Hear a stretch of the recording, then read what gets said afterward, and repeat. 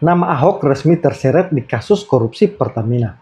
Mantan Direktur Gas Pertamina Hari Karyuliarto menyebut Ahok ikut bertanggung jawab dalam kasus korupsi pengadaan gas alam cair atau LNG. Selain Ahok, dia juga menyebut nama mantan Dirut Pertamina Nike Wijawati yang dimintanya juga harus bertanggung jawab. Nah, gimana nih Pak Ahok? Tersangka langsung yang buka suara loh. Ini nggak main-main. Apalagi dia sebut Ahok ikut bertanggung jawab. Berarti Ahok ada dugaan keterlibatan dalam kasus korupsi itu. Menurut saya, publik juga bisa mengaitkan dengan sikap Ahok yang terkesan anti RUU perampasan aset. Apakah sikap tidak mendukung RUU perampasan aset itu karena dugaan Ahok terlibat korupsi atau karena Ahok sekedar petugas partai? Karena diketahui PD Perjuangan memang tidak mendukung RUU ini. Selain soal Ahok itu, yang menarik juga soal carut marutnya program makanan bergizi gratis atau MBG.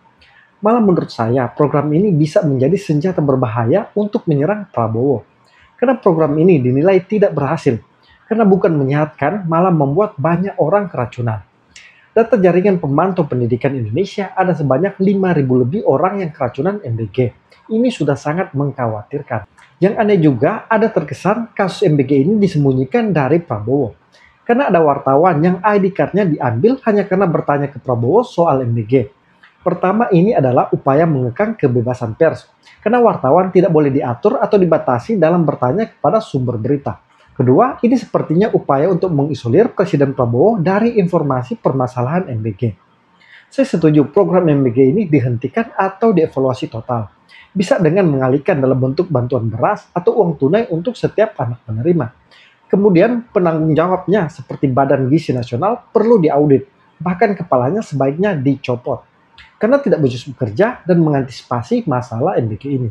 Bagi saya, Badan Gizi Nasional tidak cukup memohon maaf, karena program yang bertujuan untuk meningkatkan gizi dan kesehatan anak sekolah ini malah menjadi ancaman kesehatan.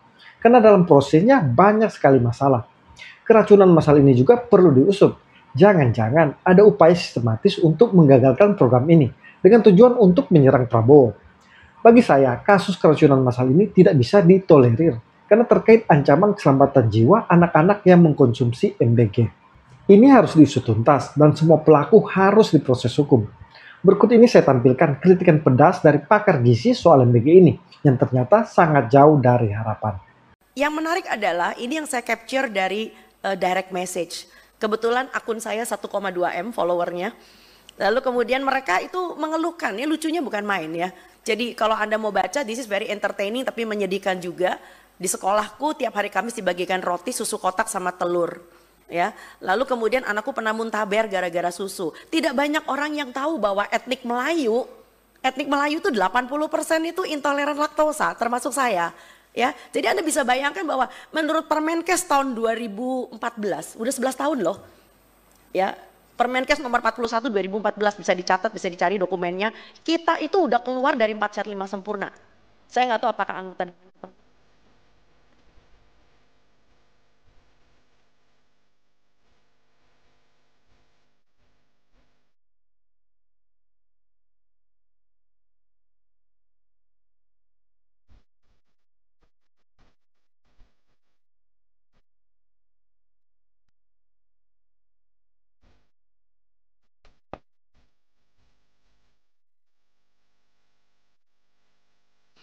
Nah, ini ada beberapa lagi keluhan berikutnya. Mohon maaf, ya. Ini ada lebih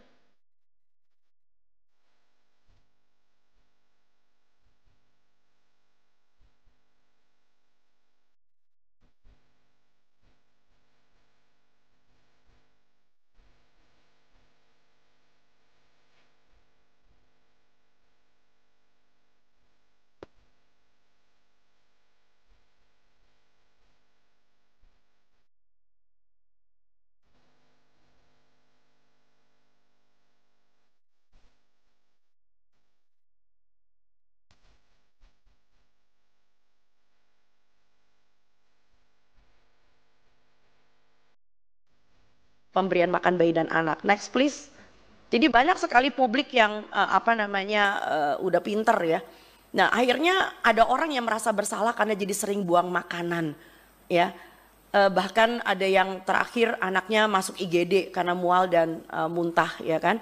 Next please. Jadi ini bukan main-main sebetulnya. Next. Nah, yang menarik adalah kita sebetulnya sudah punya dokumen dari BGN sendiri, di mana disebutkan di dalam dokumen BGN tentang panduannya adalah edukasi pangan dan gizi diberikan oleh kedeputian bidang promosi dan kerjasama dan seterusnya. Tetapi pertanyaannya, kalau kita bagi makanan di sekolah, di posyandu, itu diberi nggak apa namanya edukasi itu? Enggak. Ya, bahkan kalau ada orang yang nanya selalu dibungkam. Udah nggak usah banyak nanya, dikasih aja bagus, bersyukur, kenapa? Next please. Ya, nah ini yang menarik. Kalau dikatakan meningkatkan UMKM, apakah UMKM yang diberdayakan adalah yang seperti ini, yang jualan makanan instan, yang jualan frozen food? Ya, kita tuh belum pernah tahu data-datanya bahwa ternyata yang diuntungkan adalah nelayan, petani, ya peternak, kita belum lihat gitu loh. Jadi yang diuntungkan adalah orang, mereka alhamdulillah banget. Dan sekarang mereka galak banget kalau dibilang MBG itu mau dihentikan, karena mereka mengatakan kalian jahat, MBG dihentikan. Itu namanya menghentikan kita punya mata pencaharian sekarang. Sekarang jadi seperti buah si malakama. Jadi di antara masyarakat sendiri sekarang sudah dibenturkan menjadi dua kubu. Kubu yang mengatakan bahwa dia untung karena dagangannya laku, padahal dagangannya nggak sehat. Di sisi yang lain ada masyarakat yang menginginkan, tolong dong kalau beri MBG yang sehat dong buat kami. Next please, silakan berikutnya. Nah, ini yang menarik sekali. Sebetulnya sudah ada konektivitas antara Kementerian Kesehatan dengan BGN. Ya, BGN itu sendiri sudah mengatakan dalam dokumennya bahwa telah ditetapkan oleh Kementerian Kesehatan konsep-konsep pemberian makanan bergizi. Ya, dan ini Kementerian Kesehatan sudah memberikan dokumen asupan masukan sejak Desember 2024. Next please.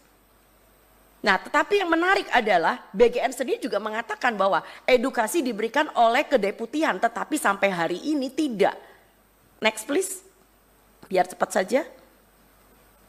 Nah, yang lebih menarik lagi adalah BGN sendiri menandatangani kerjasama dengan Danone. Kita tahu banget Danone itu adalah salah satu perusahaan susu formula. Next please.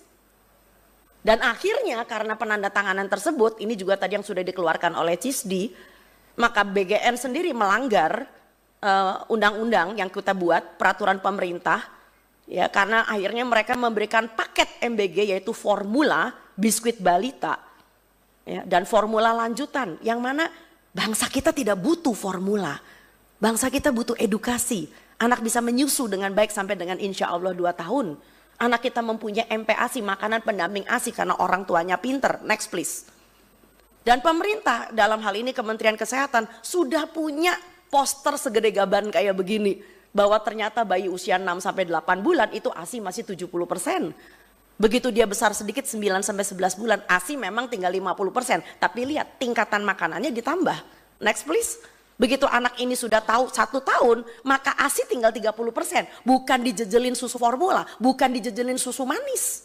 Karena dia harus lebih banyak makan. Karena 70% asupannya adalah dari makanan. Dan lihat ketika usia 2 tahun. Usia 2 tahun udah gak ada gelas susu di situ. Karena giginya sudah komplit. Kedua, karena dia sudah makan, full makan. Jadi bukan karena hal-hal tertentu maka anak-anak ini lalu diberikan kemasan. Bahkan produsen susu formula sendiri sudah menulis di kerdusnya, ASI adalah yang terbaik. Kenapa nggak dibaca? Ya, jadi saya tidak mau BGN itu lalu membenturkan dengan konsep-konsep PMBA yang memang sudah ada. Dan kami para nakes juga termasuk teman-teman bidan dan teman-teman promkes, tenaga pelaksana gizi di lapangan dan para perawat, itu kita sudah mati-matian mengajar masyarakat selama 80 tahun kita merdeka. Dan sekarang dihabiskan hanya karena supaya produk-produk instan ini merajalela. Next please. Nah, kurang apalagi Kemenkes sudah memberikan buku saku panduan kepada posyandu. Posyandu memberikan ada 2. Yang pertama adalah pemberian makanan tambahan yang sifatnya penyuluhan. Penyuluhan yang tiap bulan, barangkali Bapak Ibu tahu yang tiap bulan penimbangan dapat telur, dapat bubur kacang hijau. Dan sekarang sudah ditegaskan PMT penyuluhan yang disarankan apa, yang tidak disarankan apa. Yang tidak disarankan termasuk biskuit dan aneka nanana dan sebagainya. Dan yang disarankan adalah protein yang kaya dengan protein hewani terutama, dibuat secara lokal. Next please. Nah, bahkan sudah diberikan contoh resep makanan tambahan penyuluhan.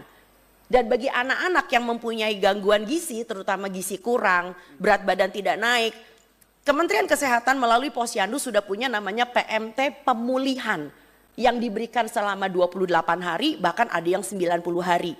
Mengikuti panduan seperti yang sudah ada. Jadi mengurus pencegahan stunting, pencegahan malnutrisi, nggak bisa cuma sekedar bagi-bagi makanan. Udah gitu yang dibagi yang nggak jelas juga. Next please. Nah, itu sebabnya kenapa kami mengambil kesimpulan perlu ada 4 reformasi dan 5 rekomendasi. Reformasi yang pertama adalah hentikan distribusi makanan kering yang mengacu pada produk industri sebagai UPF. Ya, jangan sampai ini diliput dan sudah sebetulnya.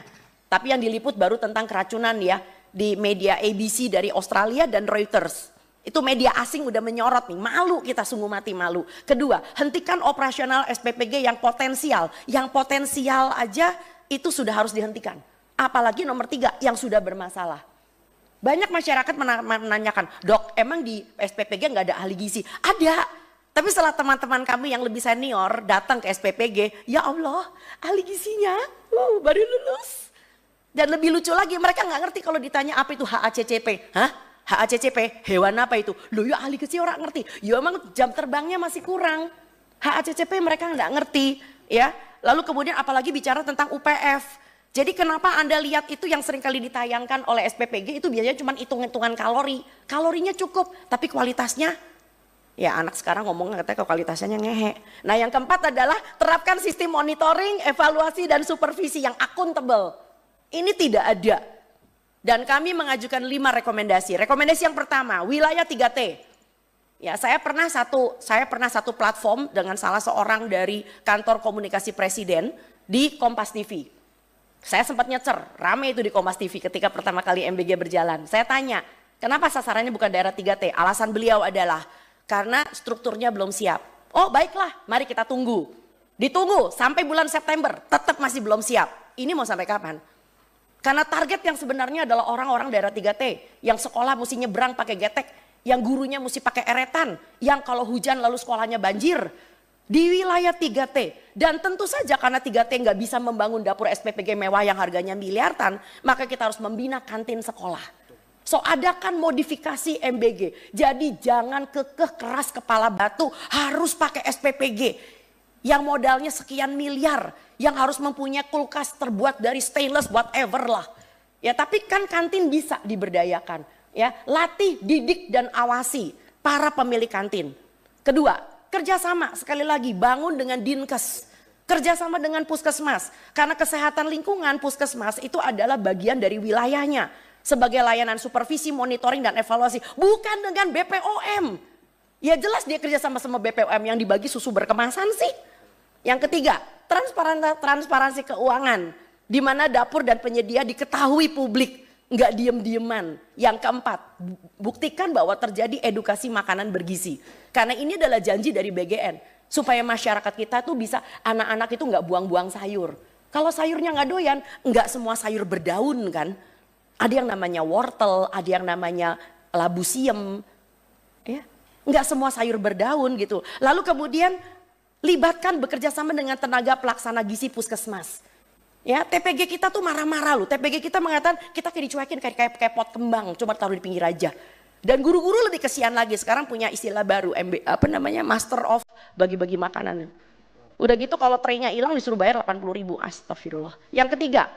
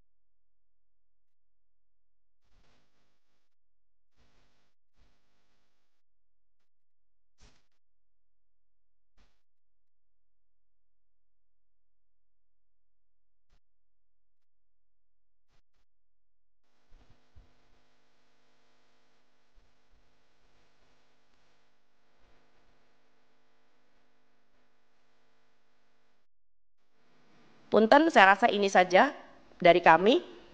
Kita kembalikan kepada Pak Pimpinan. Terima kasih Bapak. Jadi kepada Pak Presiden, memang sebaiknya program ini dihentikan karena menimbulkan banyak sekali masalah. Tujuan besarnya tidak tercapai. Kemudian anggaran MBG ini sangat besar. Bahkan di RAPBN 2026 kabarnya akan ditingkatkan. Ini pastinya bisa menyedot anggaran pendidikan, kesehatan, dan sektor penting lainnya untuk dialihkan ke MBG. Kemudian ini kalau menjadi masalah terus akan jadi senjata utama lawan politik Bapak. Sebagai pendukung Prabowo Gibran, rasanya penting kami usulkan MBG ini dievaluasi menyeluruh atau dihentikan. Bagaimana menurut pendapat teman-teman? Coba share di kolom komentar. Salam kontra narasi.